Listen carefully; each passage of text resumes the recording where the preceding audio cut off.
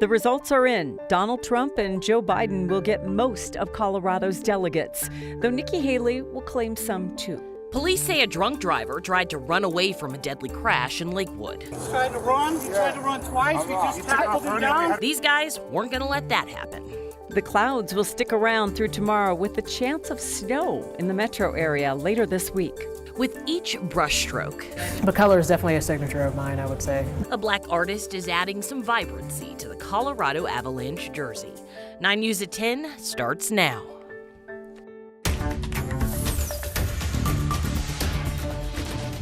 It is Super Tuesday, but it's been a little anticlimactic.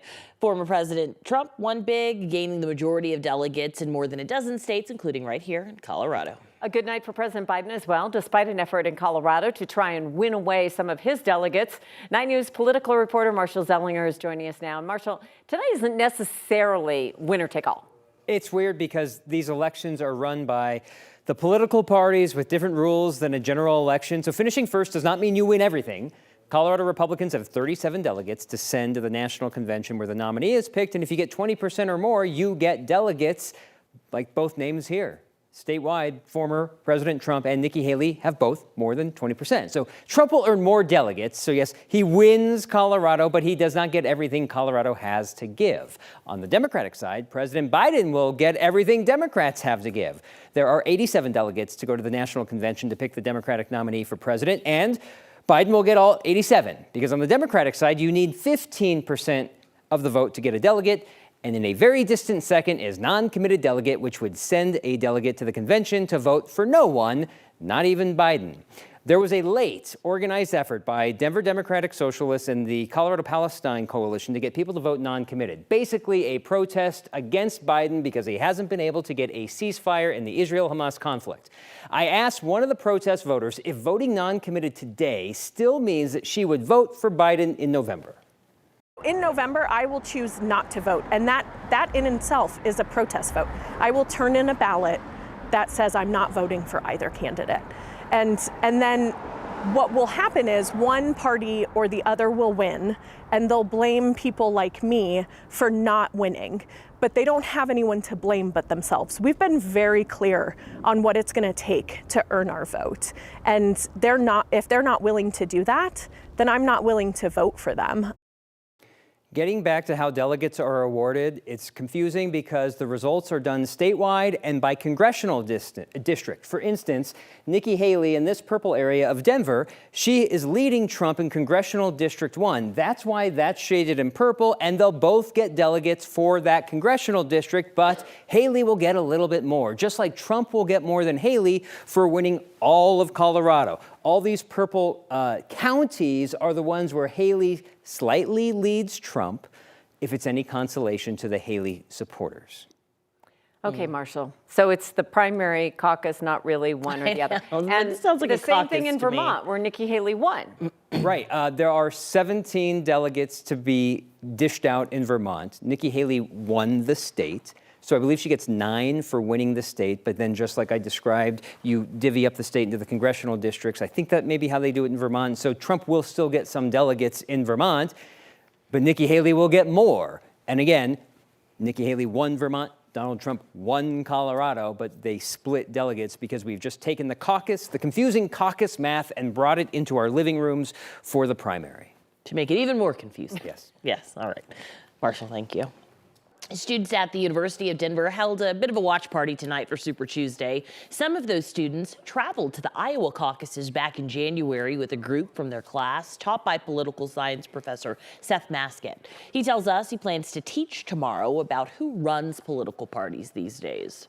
I used to say it was like elites, meaning like it was, donors and office holders and people in DC and things like that who just sort of confer with each other and make decisions.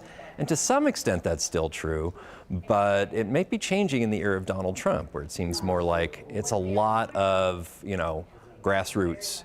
It's activists, it's people at the local level who seem to be steering things and the rest of the party trying to catch up with them. While the students may have enjoyed some election night pizza, many of these students say they were actually drawn to the event by the politics themselves. Well, a man is in jail tonight accused in a deadly hit-and-run crash in Lakewood. Police say they took him into custody with the help of people who happened to just be walking by. 9 News reporter Lawrence Cafidi joins us now. And Lauren, police say it's rare that an arrest happens just like this one. This all happened at West Jewel and Iliff just before 7 on Saturday night. Lakewood police say the victim died and the driver took off. Police shared this video for when they arrived on scene. Take a listen. He tried to run. He tried to run twice. We just tackled him down. Lakewood police say these two people saw the crash, jumped in, and held onto the suspect until police got there. I talked with Lakewood police tonight. They tell me they're glad the man responsible will be held accountable for his actions, but they don't necessarily recommend this type of justice. It's tough because they're putting themselves in danger and in harm's way as well. And so while we appreciated that they helped and they didn't want somebody to get away with that, they could have put themselves in a horrible situation just because you don't know what somebody's going to do to try to get away. The suspect is in jail on several charges, including vehicular homicide and DUI. Yeah, it's a positive outcome, but you can understand why they're concerned. Thanks, Lauren. 4 boys are in the hospital after a car crash in Commerce City this morning. Police say the driver is 14 years old. It happened on East 88th Avenue. Police say a teen hit a guardrail and then sent the car flying into oncoming traffic. They hit a minivan with 2 women inside. Those women are seriously hurt but expected to survive. The boys, ranging from 12 to 16 years old, were all thrown from the car and went to the hospital. Police don't think any of them were wearing seatbelts. Police say the car the teens were in was registered to a parent out of Thornton, and they don't know if that parent knew the kids had the car. And a Arapahoe County Sheriff's deputy is off the job after he gave a gun to a convicted felon. A federal jury convicted Johnny Alvarado yesterday for giving a gun and bullets to a man last April, despite knowing he had felony convictions. The man's probation officer found the gun in his home during a routine check. Alvarado worked as a deputy sheriff at the Arapahoe County Detention Facility. He was fired today. The sentencing date hasn't been set just yet. A bird caused a medical helicopter to make an emergency landing just north of Fort Morgan today. Banner Health says the Med-Evac helicopter was on its way to pick up a patient near Fort Morgan when it hit a bird. The pilot landed safely. The pilot and 2 crew members on board weren't hurt. The FAA and NTSB will investigate.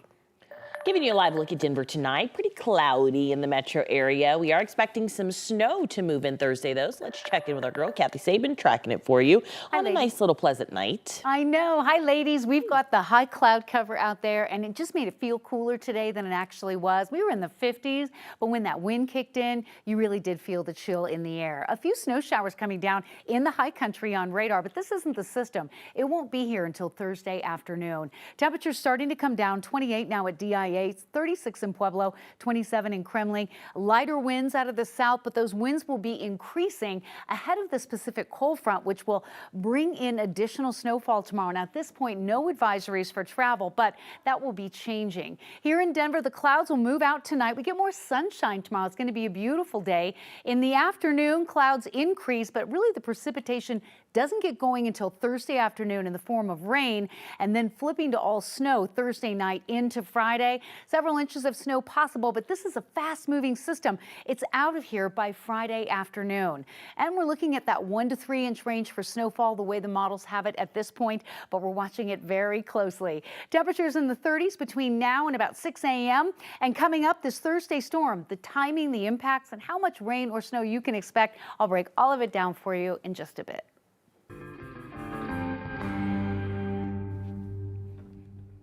A Black artist just put her signature on a Colorado Avalanche jersey. Jazz Holmes chose to highlight Black excellence in hockey as a part of a new Jersey Artist series. In tonight's Storytellers, 9 News reporter Janelle Finch, photojournalist Alex Castillo share her vision. Searching through obsidian blacks and canary yellows. So I just have this bright cadmium red. Artist Jazz Holmes Going to start to add some color.